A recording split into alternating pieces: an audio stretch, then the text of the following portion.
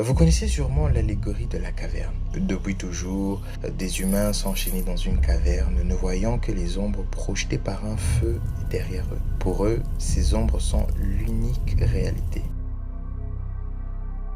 Non pas un, mais 3 prisonniers parviennent à se libérer. Ils sortent, la lumière du soleil les aveugle. Ils découvrent le vrai monde, la réalité. Et face à cette vérité, leur nature profonde se révèle. Il y avait le gentil, idéaliste et qui adorait aider les autres. L'intelligent, pragmatique, innovateur et inventeur. Et enfin, le suiveur, perdu sans ses chaînes, qui n'a jamais connu une autre réalité que celle qu'il avait dans la caverne. En premier, nous avons l'intelligent. L'intelligent n'a jamais regardé en arrière. Il a compris les mécanismes du nouveau monde. Il a exploité les ressources réelles. Il a bâti. Il est devenu prospère, puissant et seul au sommet. Ensuite, nous avons le gentil. Lui, il ne pouvait pas oublier les autres. Il avait le cœur plein d'espoir. Il est redescendu dans la caverne pour partager la bonne nouvelle. Vous êtes libre. Mais les prisonniers ont ri. Ils l'ont traité de fou. Ils l'ont menacé de le tuer pour avoir troublé leur paix illusoire.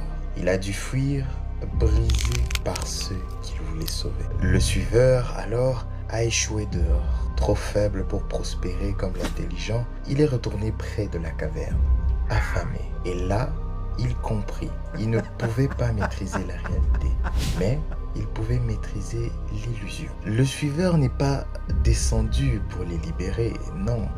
Il est resté caché près du feu.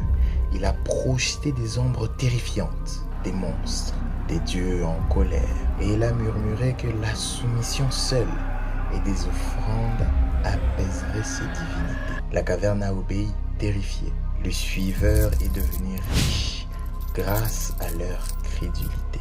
C'est alors que le gentil, observant de loin, a senti quelque chose se briser en lui. Il avait offert la vérité. Il avait reçu la haine.